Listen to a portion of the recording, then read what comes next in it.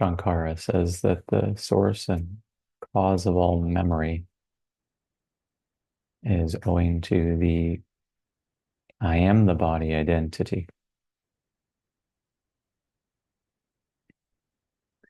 For this reason, the yoga of awareness brings to bear an intense and gentle and beautiful inquiry into the nature of the body itself. If the body, upon much closer inspection, turns out to be much different from what the finite mind purports that it is, then perhaps the very possibility of identifying with the body ceases, often slowly, perhaps occasionally quite rapidly.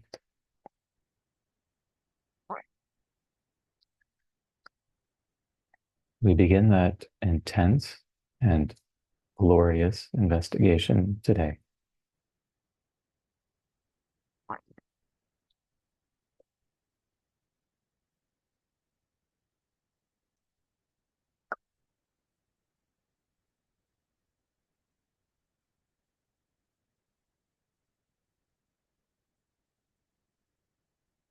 Just be.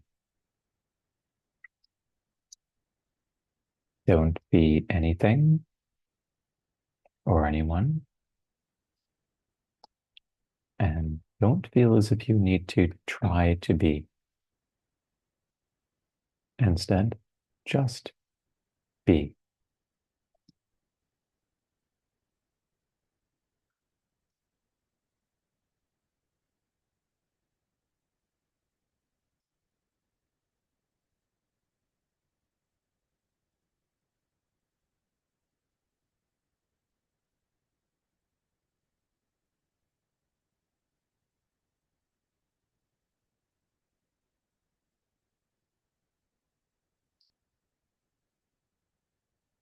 Know and feel directly that being has no name, no color, no shape, no form.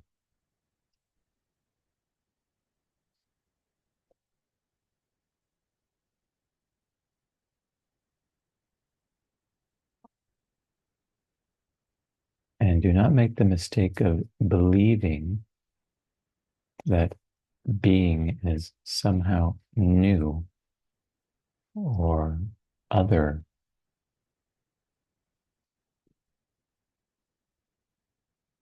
Know immediately that being could not be any more familiar.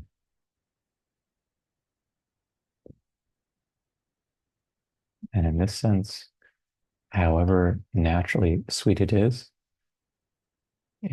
certainly not at all special.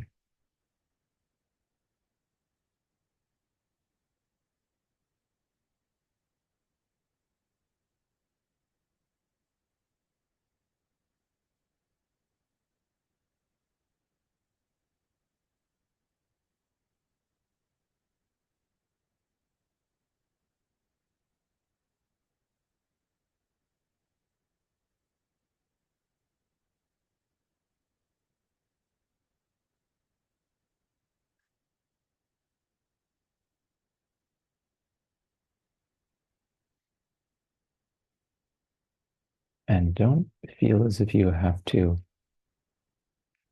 hold on to being.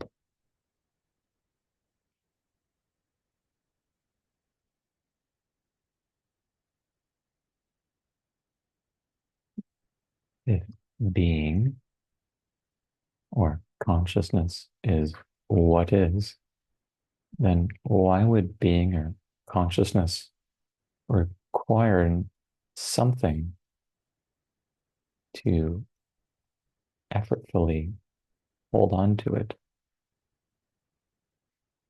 Why would it need an adjunct or support in order to be and to naturally abide as itself?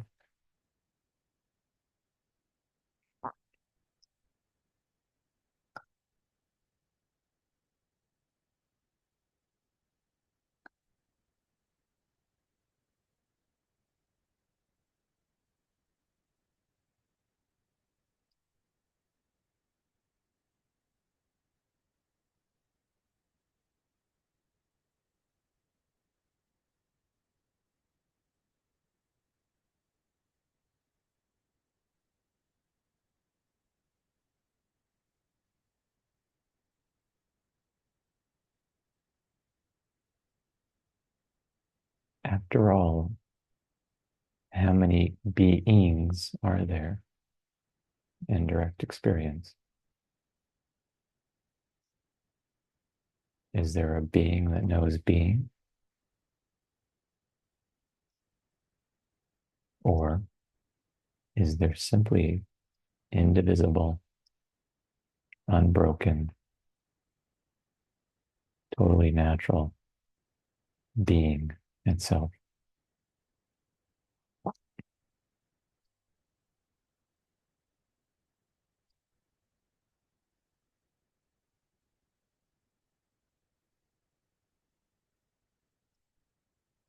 Moreover, since being is naturally and effortlessly itself, how can being ever depart from itself? Where would it go? What would it become?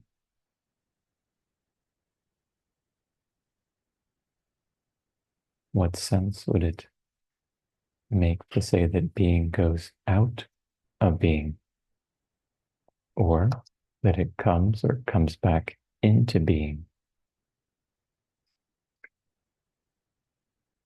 No, just be.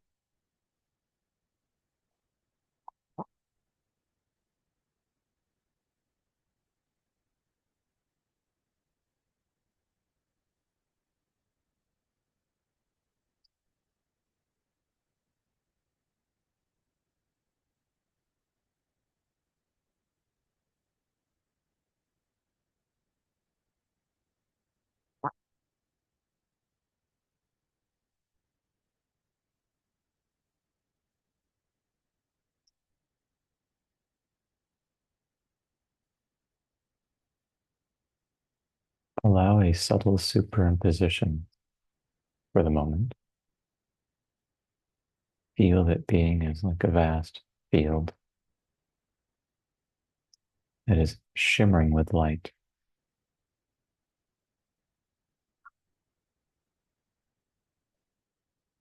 Perhaps this shimmering is glowing and falling, but in any case, it is all pervasive.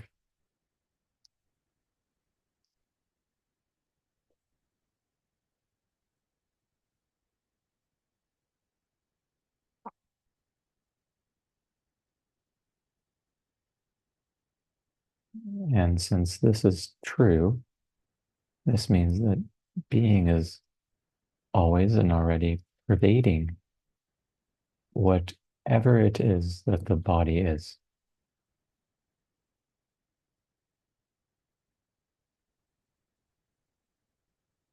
That is, whatever it is that the body is, it is already and always permeated through and through by aware being. That is, by you.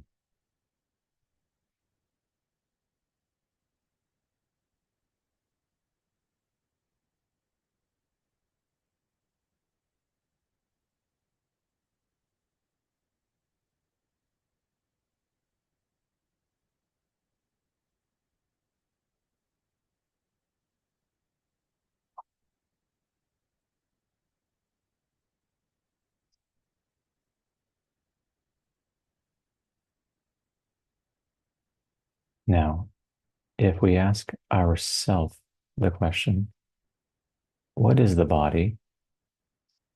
We discover that there are only three answers given in experience. One, the body is an idea or a concept.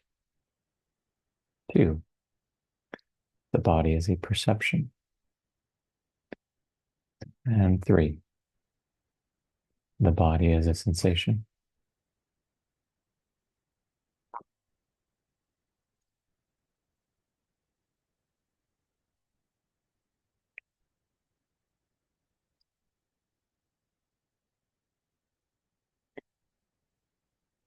I want you to hold on to an intuition, however vague it might be.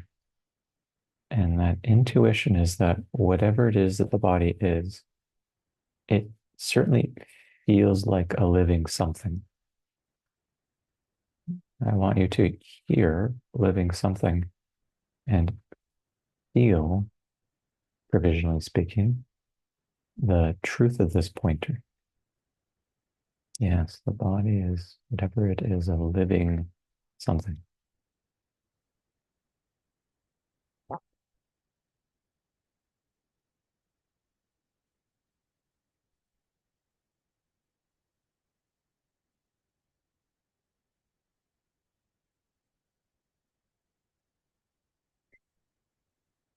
Take the first proposal. The body is an idea. In order to test whether this is true, simply allow any body idea to appear. It could be a visualization, a memory, a concept of a silhouette of the body, etc.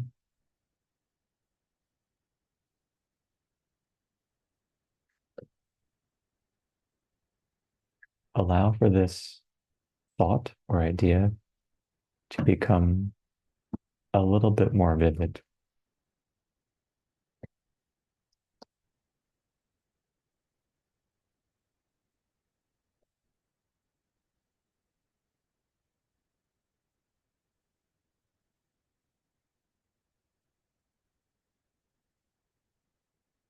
Remember, whatever it is the body is, we are willing to accept the temporary claim that it's a living something. In which case, ask yourself, does this idea actually make contact with this living something? In other words, allow the idea to appear again.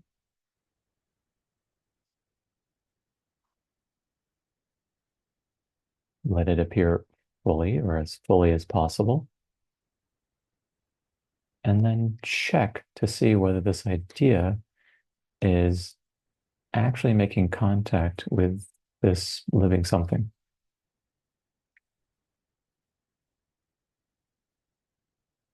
You can go back and forth between the idea and the living something in order to check once, twice, thrice to ascertain whether there actually is contact.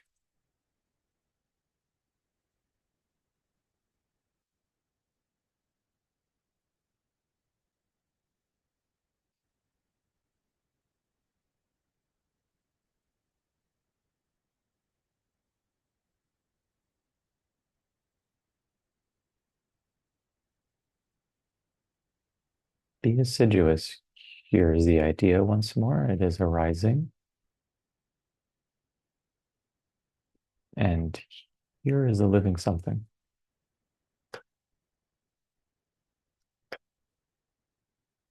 Here is a living something. And here is the idea.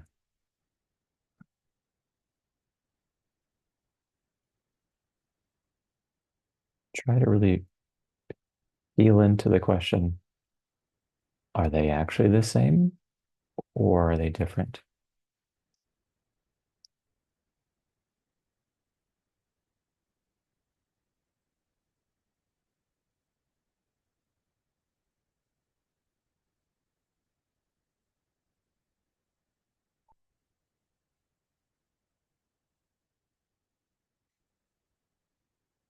They're actually different. Try to feel the force of the following statement.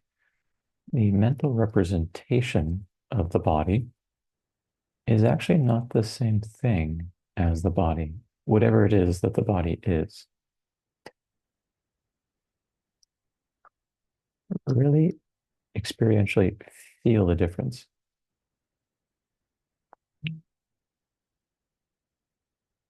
The idea arises, and it is one experience, and this living something becomes present or manifest. And it too is an experience. But the one does not map onto the other, nor are they the same.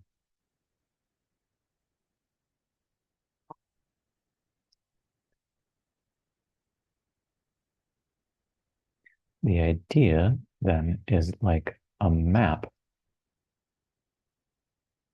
and the body is like the ground of the territory. The map is not the ground or territory.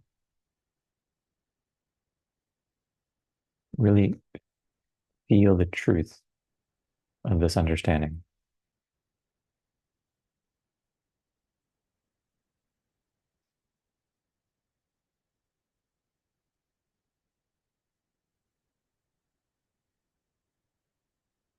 And therefore, see that we can now set all ideas off to the side.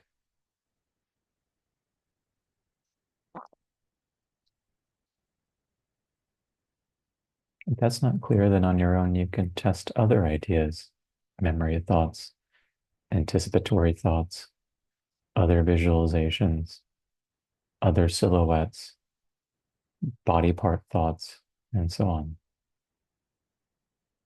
You will come to the conclusion that none of these thoughts is actually directly touching or the same as the body, whatever it is that the body is.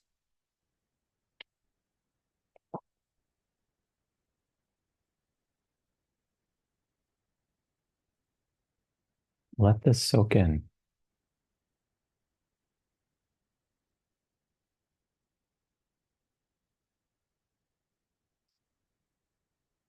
All thoughts, in this case, a subset labeled mental representations, are actually fine. Fine insofar as they are arisings. And yet they're like little dreamscapes that have really no relevance to our fundamental inquiry, which pertains to what the body is. Therefore, we can treat them henceforth as if they are simply dreamscapes, appearing, persisting for a short while, and then disappearing.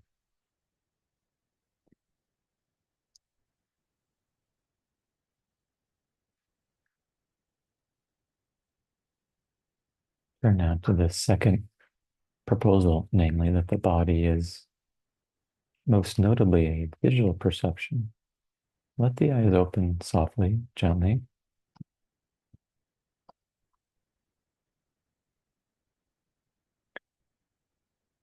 And feel free to look at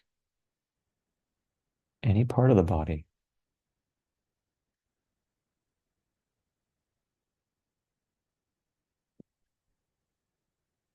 Now drop eyes open and drop parts of the body and open immediately, innocently, naively, and freshly to the experience of seeing, to the visual realm, simply as it's appearing.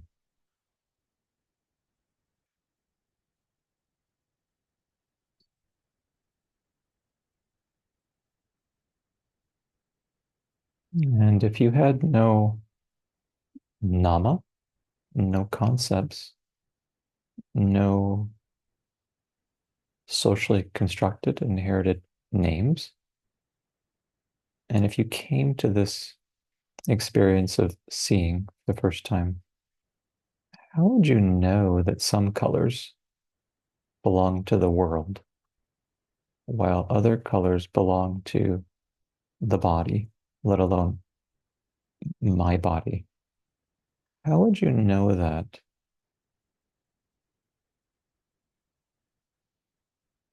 Would you know that?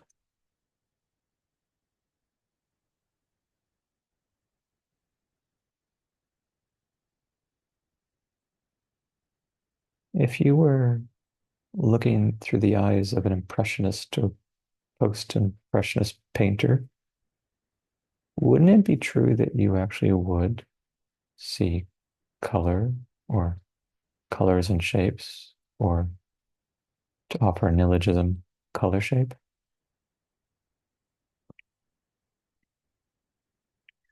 Where in the visual realm would you see that body part ends and mat or floor begins? Would you see that the arm ends next to a leg? Or would it simply be colors and shapes appearing, flowing, and this two-dimensional impressionist or post-impressionist painting of sorts?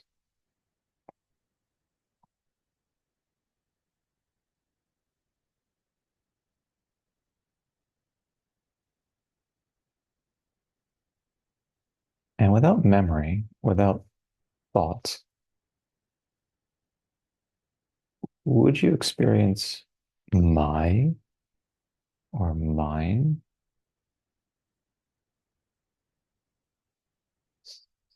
simply while opening to the experience of innocent seeing?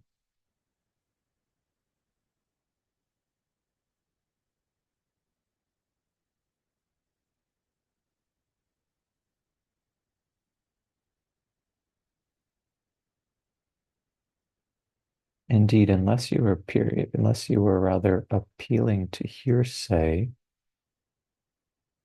how would you know that this is anything other than fresh, innocent, open, totally natural, utterly spontaneous seeing color shape?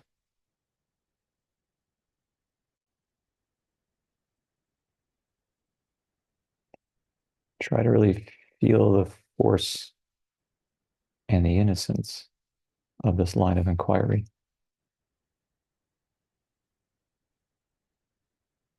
Try to feel how obvious it is simply to be open to experiencing, seeing color shape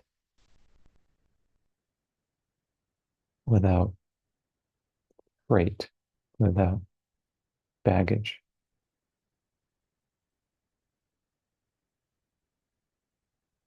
You are open in wonderment.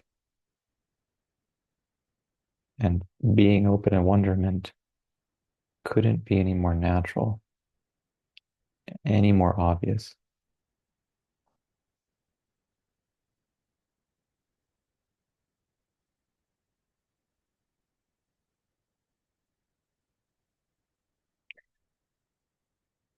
Now, we have a standard we've been applying, and that is that whatever the body is, it's a living something. We've accepted this methodological presupposition for the purpose of furthering our inquiry. So ask yourself the question, while I'm experiencing seeing right now, is seeing itself making direct contact with this living something?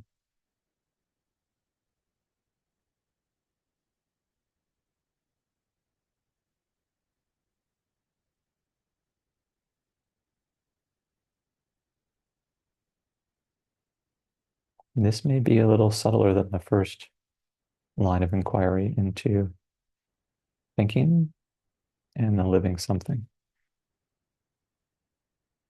in which case, go gently back and forth between the experience of seeing and the experience of this living something, in order to try to find out whether the first maps onto the second, or whether the first is identical with or different from the second. Here is seeing, you're totally open, utterly naive and innocent. And here is a living something. Get a real feel for the experiences we're investigating. Here is seeing.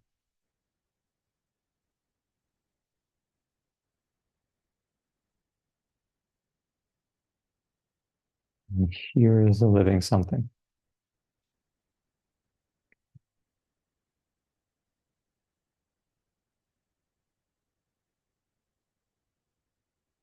Understand that the first does not indeed make contact with the second. And understand furthermore that the experience of seeing, and note this, is not the same as the experience of this living something. Just let this sink in.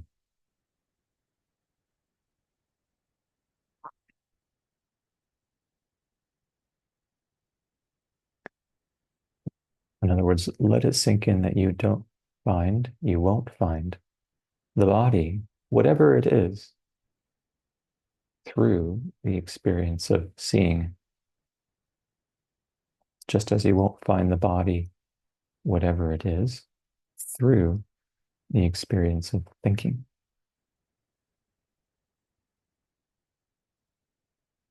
Really feel this.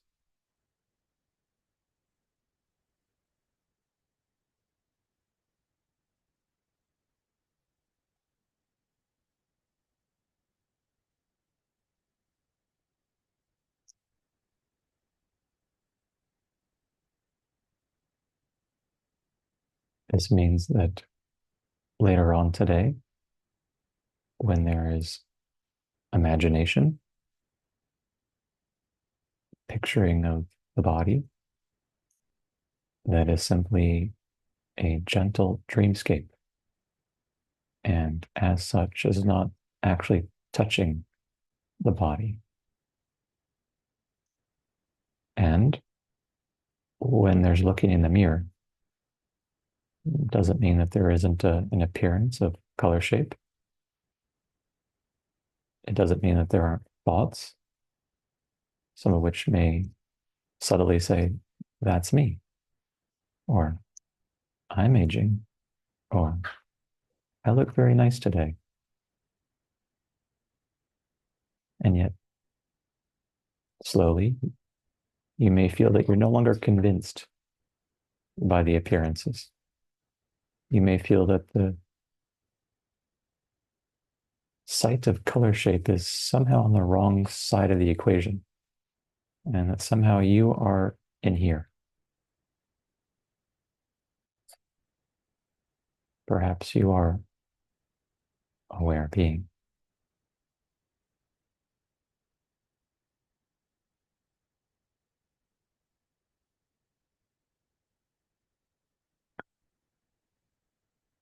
And so we now come to the third proposal. This is that the body is sensation. Go to the experience of sensing right now.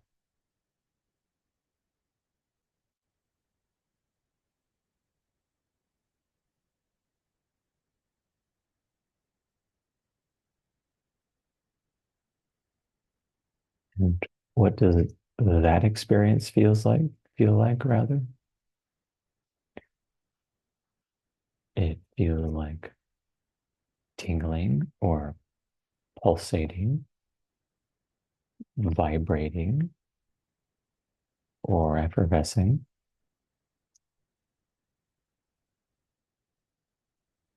The cue might be to, provisionally speaking, turn within,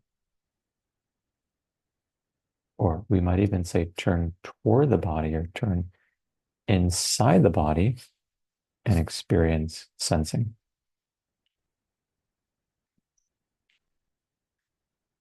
And you can drop all those pointers, like turn inside and body, and simply openly experience sensing.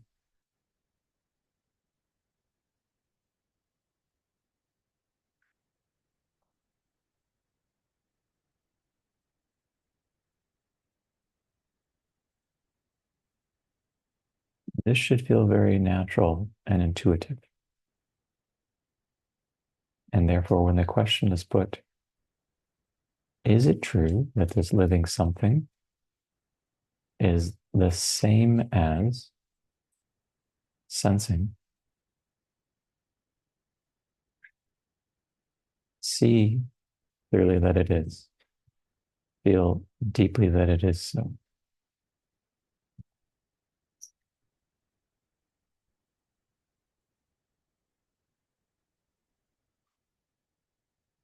The cue living something and the cue sensing are simply two different words pointing to the same experience.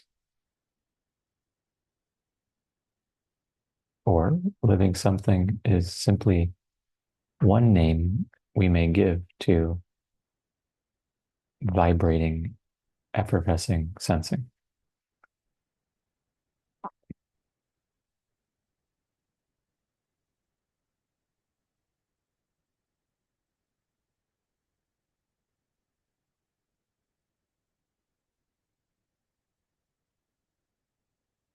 You'll notice the more that you are aware of sensing, perhaps the more vibrant and flowing it is.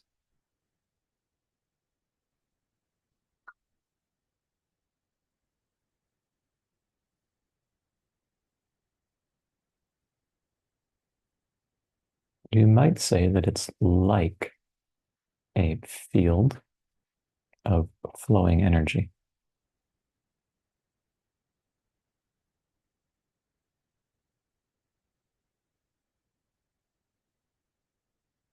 But even the word field may not quite be correct. So you might say that it's simply flowing, effervescing, vital energy.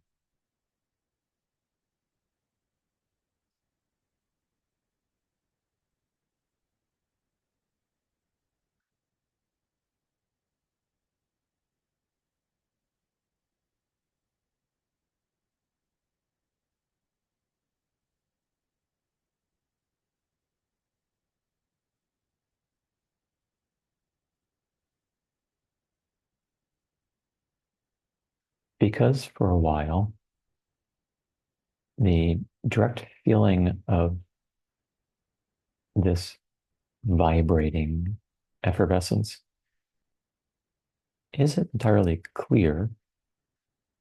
From the point of view of the direct path, we investigate whichever conceptions we seem to be holding on to and therefore superimposing upon this effervescing. Typically, those conceptions are physical superimpositions. So let's turn to some of those now.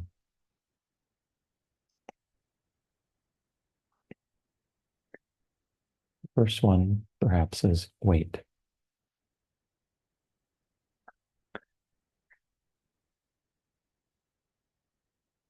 Now begin by opening to the experience of the left foot, the sensation of the left foot. And then in each case, you can drop the cue or pointer, left and foot, and simply be with the sensation. And the invitation here is to drop the weight contained in the left foot, allowing it to spill into the earth.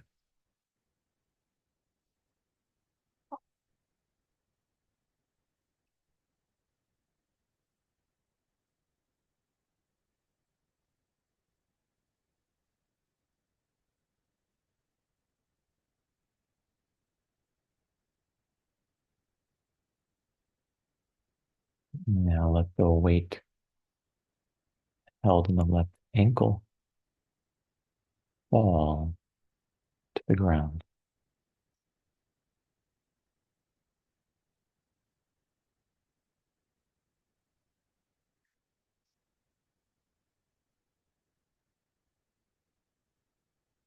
Likewise, the weight in the left lower leg.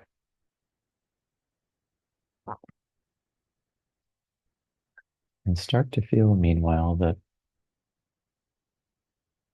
the left foot, left ankle, and left lower leg are being, as it were, colonized or recolonized by effervescing, vibrating sensing.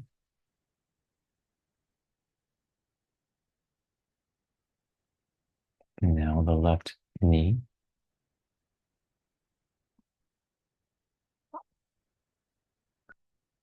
as well as the left upper leg.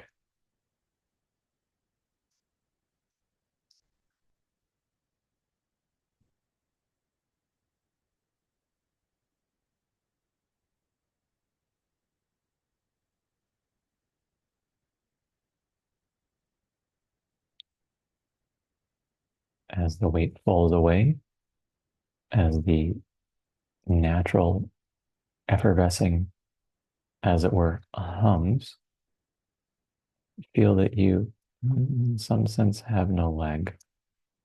And it's just whatever this is just spread out or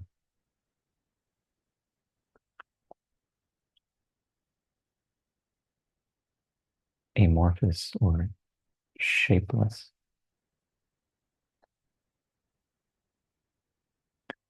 or not even possibly differentiable from its surroundings.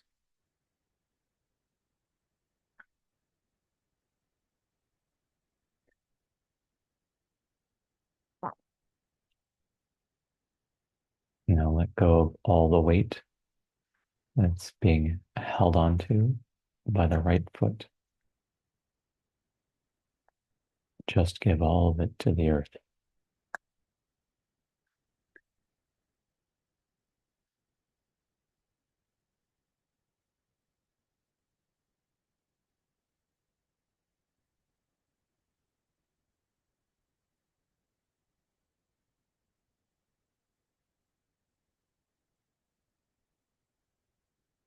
Let all the weight in the right ankle fall.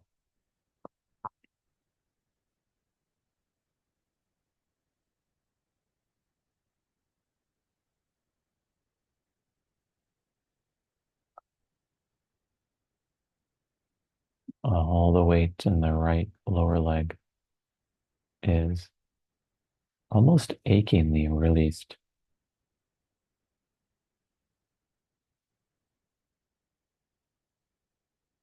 It is like an offering to the divine.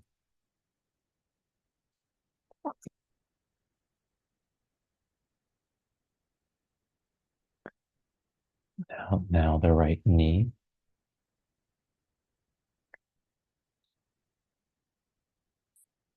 as well as the right upper leg.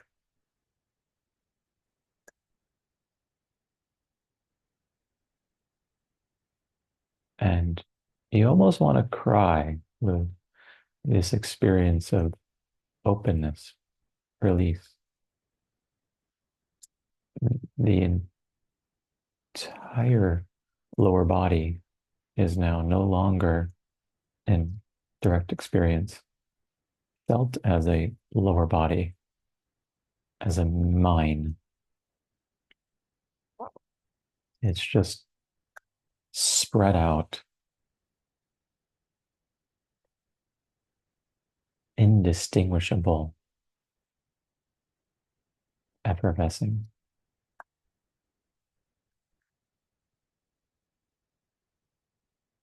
An effervescing that is almost like love.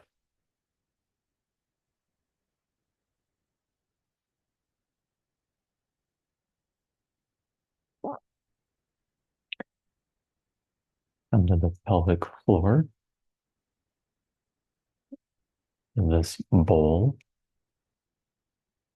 drop those shape labels and feel that all the weight held And this part is dropping, spilling, falling to the earth. This is like a prostration.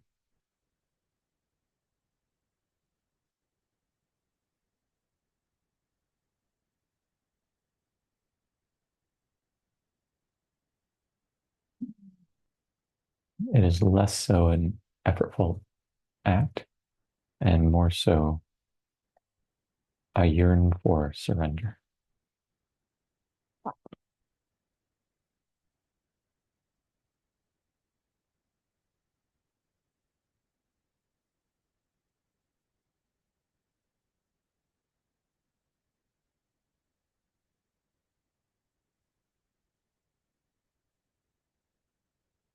You have, as it were, lost your lower body.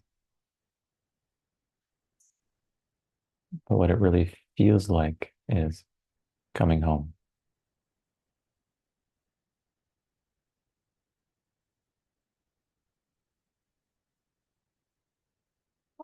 Go ahead now and lose your left hand as it drops all of its weight to the earth. Let it tinglingly spill and surrender itself to the ground.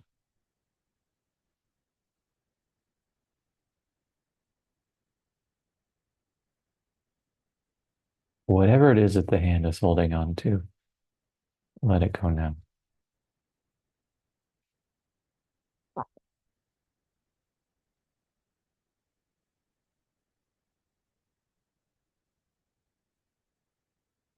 Now the left wrist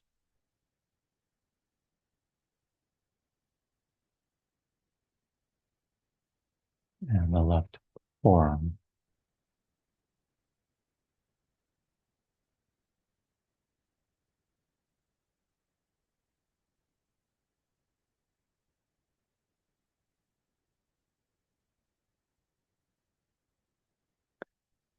The left elbow,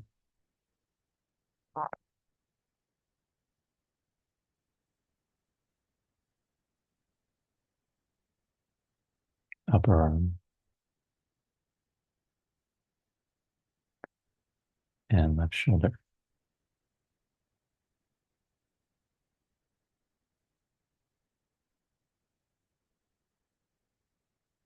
Your arm has gone away.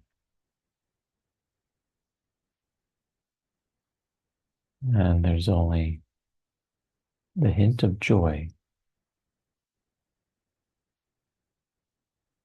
that's experienced now.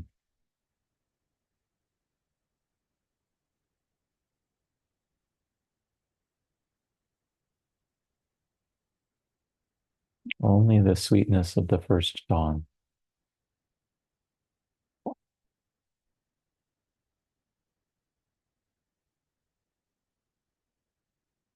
Only the naturalness of homecoming.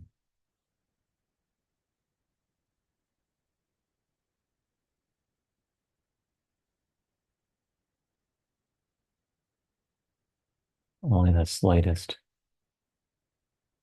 savoring of love.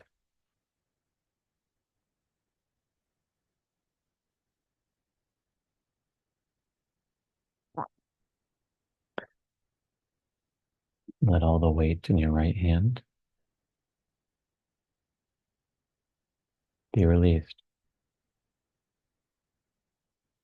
downward, outward, earthward.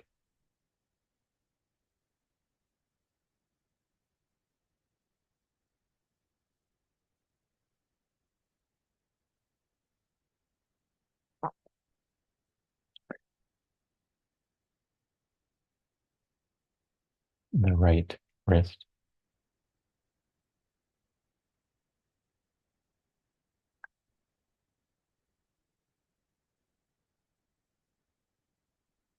the right forearm,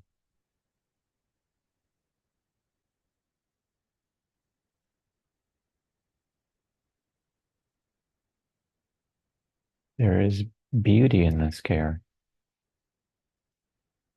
Go ahead and experience the beauty with which this is all caringly and carefully undertaken.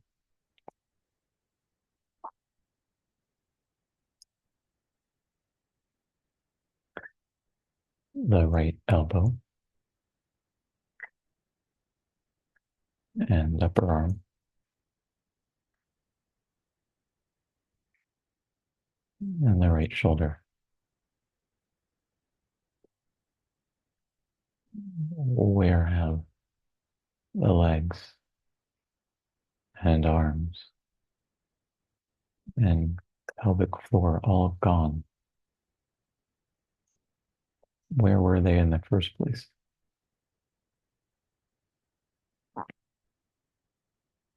Why was there so much weight held on to?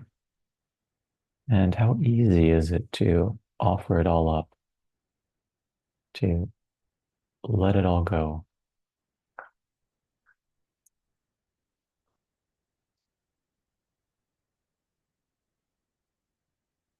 to surrender all of it?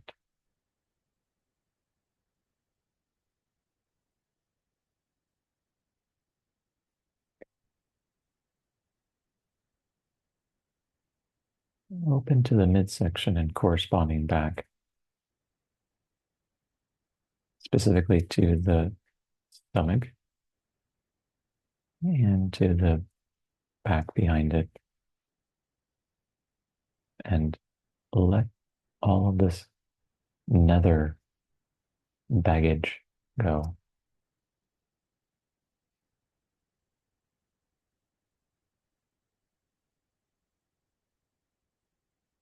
All this dark and confusing weight. Just let it drop.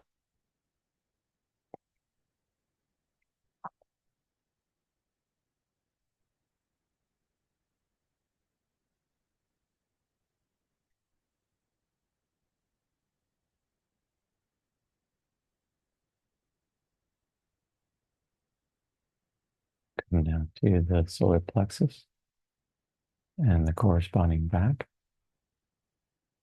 and feel that the weight is yearnfully invited to fall downward.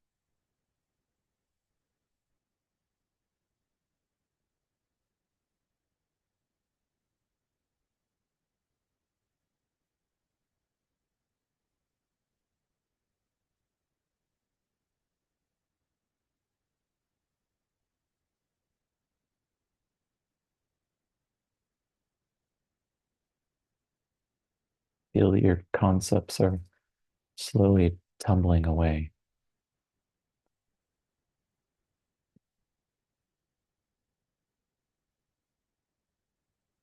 They are disappearing into the great night. And you do not feel the loss of these concepts.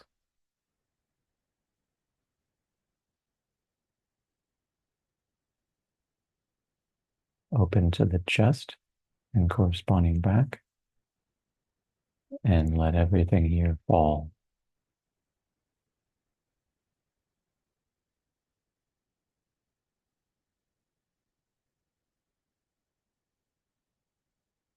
This is a delicate art of letting go.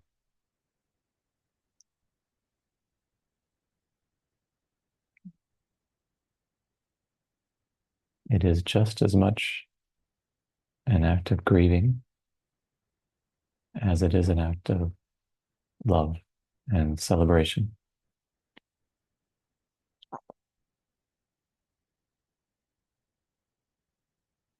Just as much a leave taking as it is an embracing of what remains.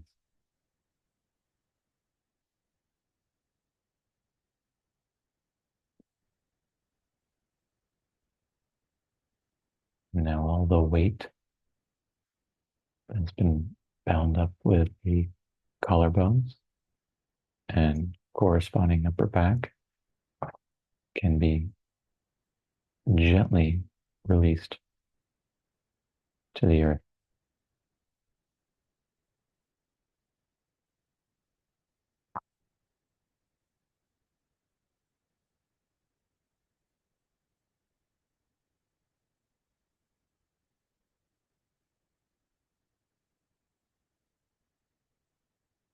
And the entire middle of your body now gone missing.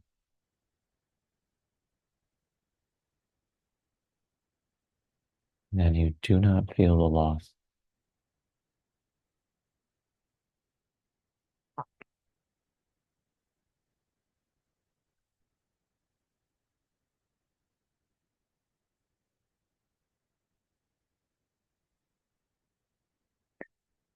Open to the neck,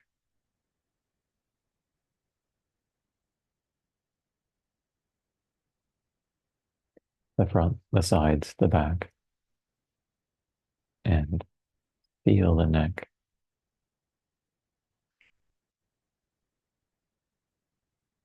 Not only lending, but finally releasing all of its weight to the ground.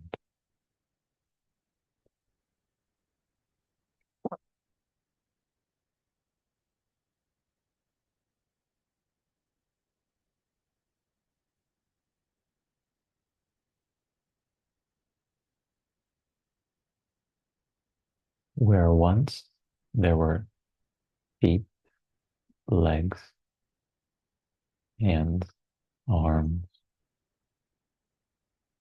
where once there was a pelvic floor, as well as a midsection, where once there was a neck, now there is unnameable or indescribable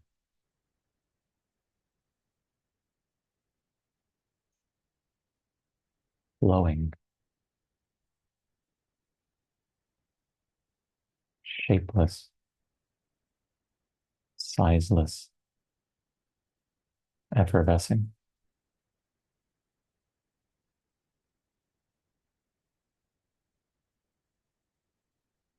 And it feels all a glory.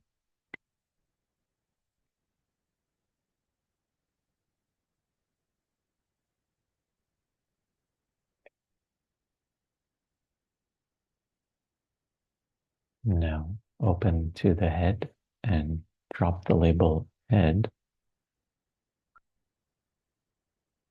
And slowly feel that your head is disappearing as you offer all of its weight, all of its density, all of its meanness or mindness to the ground.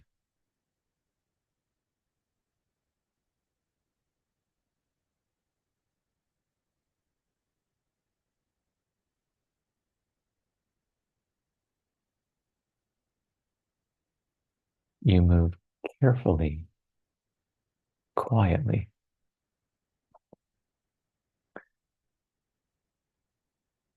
diligently, and gracefully,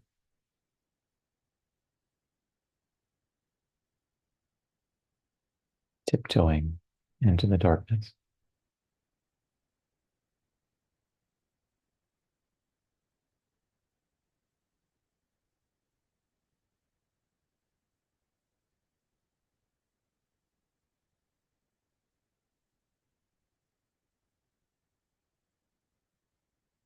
And miracle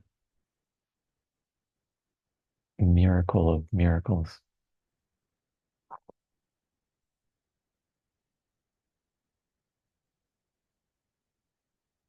what remains of the body is alive, plentiful,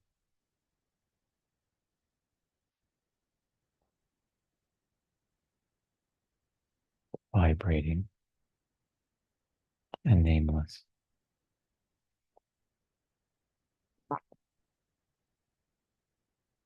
Feel this.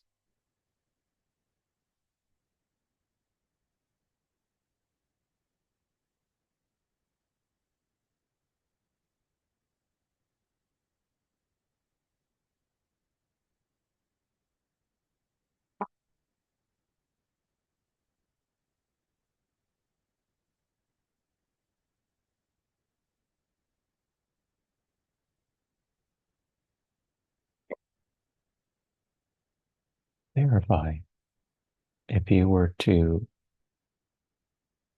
draw your attention inside of this amorphous substance, and if you were to somehow select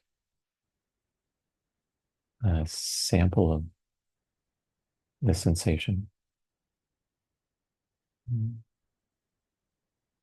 and if you were to somehow be able to take out scales,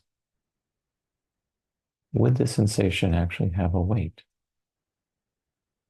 Is it weighable? Is it massable?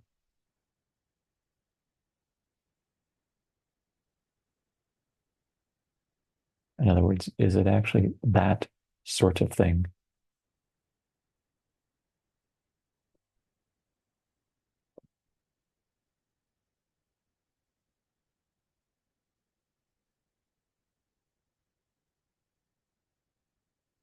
For instance, if you were to go to the bottom of the body where there might feel as if there are denser sensations or duller sensations, and if you were to somehow be able to exert some part of that sensation, would that particular sensation be weighable?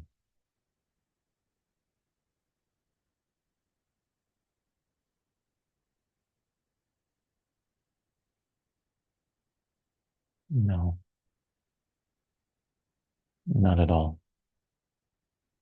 It's just vibrating at a particular frequency.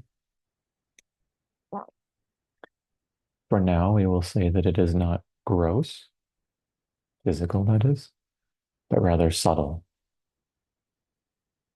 And the subtle cannot be submitted to the tests performed on the physical. That is, it's a category mistake. It's just not that sort of thing.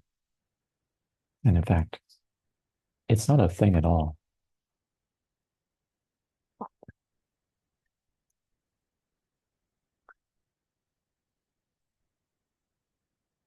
Test. In your direct experience of sensing, does sensing have a shape?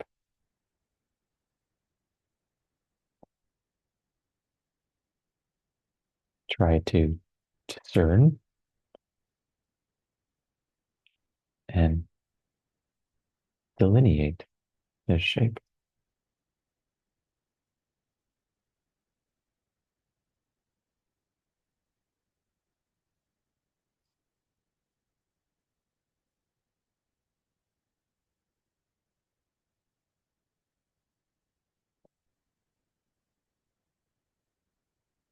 Try to follow the contour,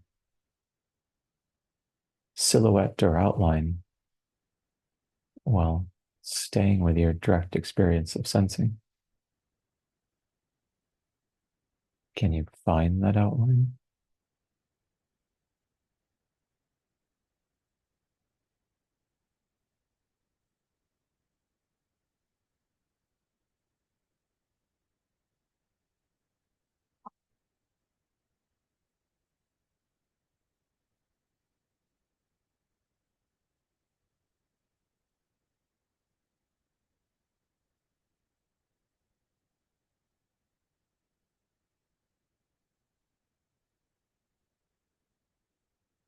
No.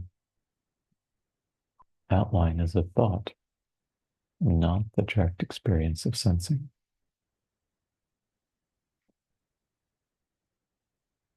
Does sensing have a size?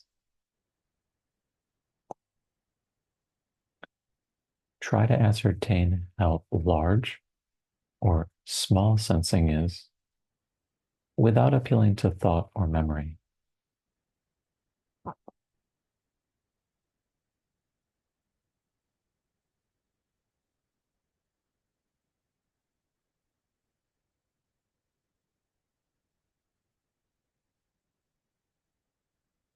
How big is it? Or how small is it?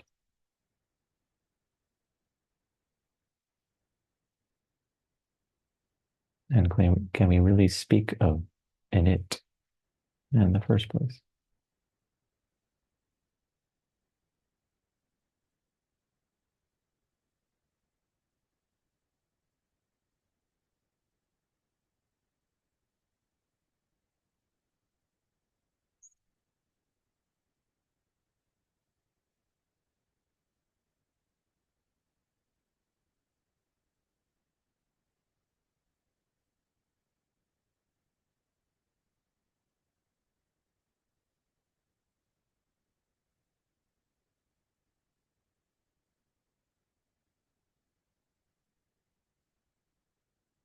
No, we cannot legitimately speak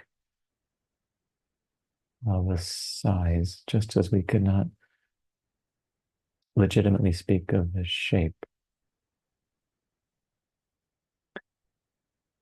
Then how far does sensing extend into physical space?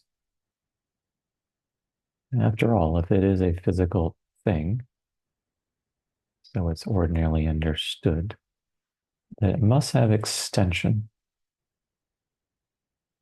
It must occupy space, physical space. And so, how much space does it occupy? How far into space does it extend?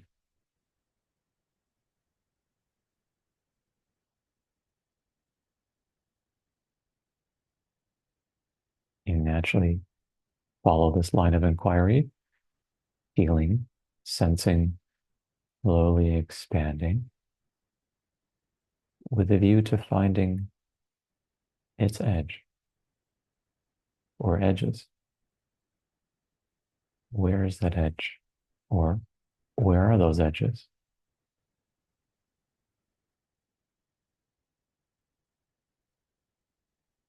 At which precise point does sensing end?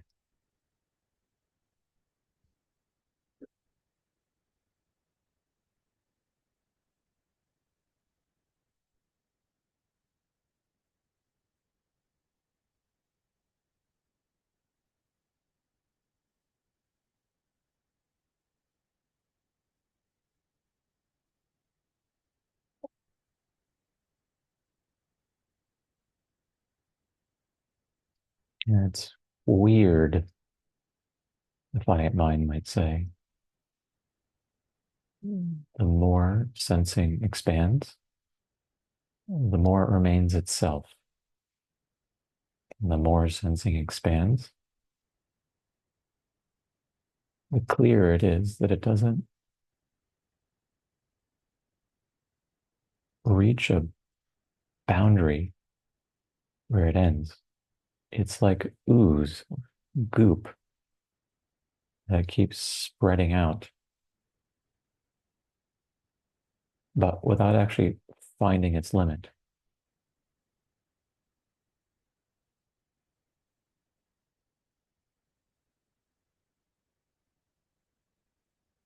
And therefore, it becomes less and less certain that sensing is the sort of thing, and it's not a thing, that is occupying physical space. Perhaps it's just not like that.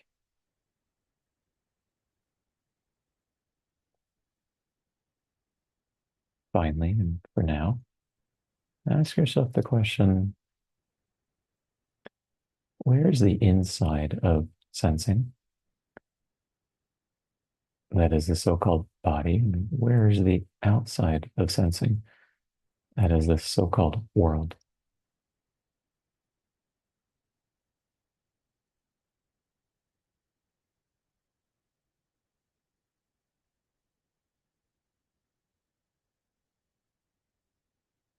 The body is thought to be nested within a material or physical world. Can we confirm that view by examining where the world begins and the sensation ends?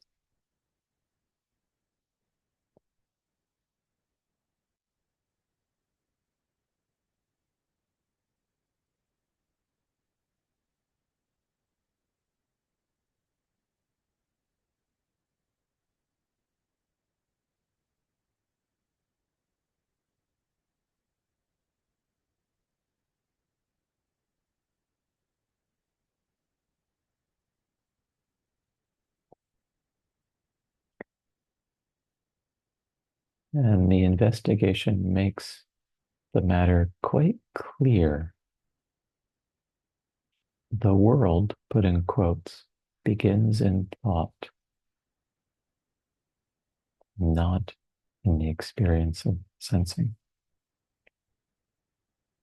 Even the body begins in thought. Sensing knows nothing of the body, just as it knows nothing of the world. Sensing, provisionally speaking, only knows sensing.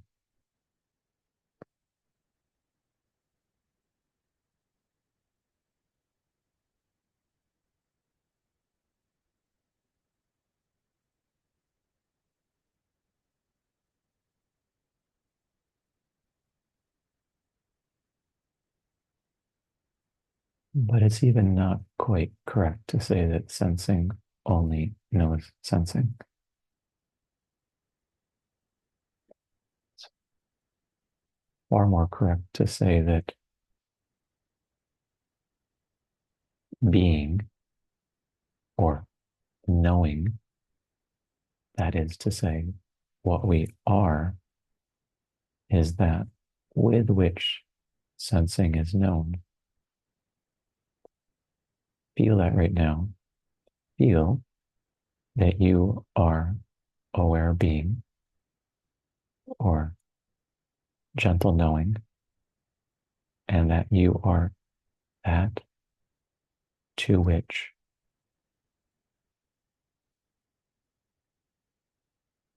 and with which sensing is known.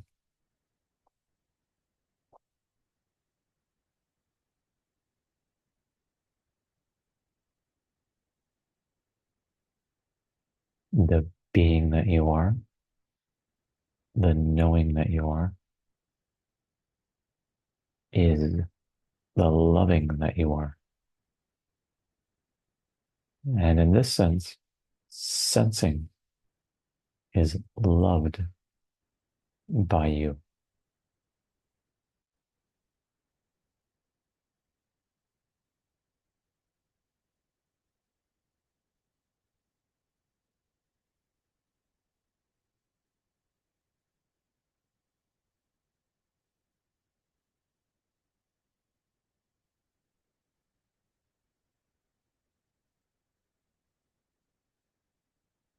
And you might even start to feel that whatever it is that loving loves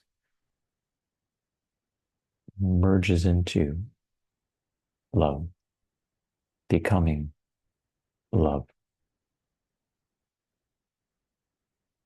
In other words, you might begin to feel that love knows no object other than love.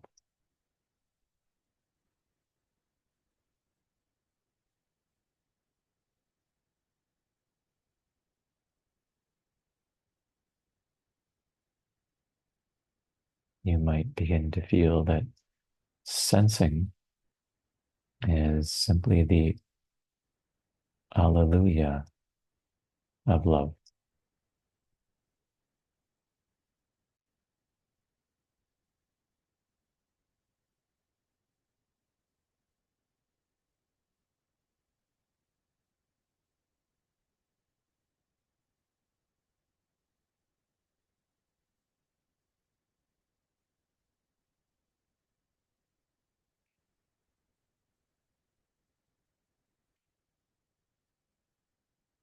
And most certainly, you feel that you have come home, or what is the same thing, that you have never actually left home.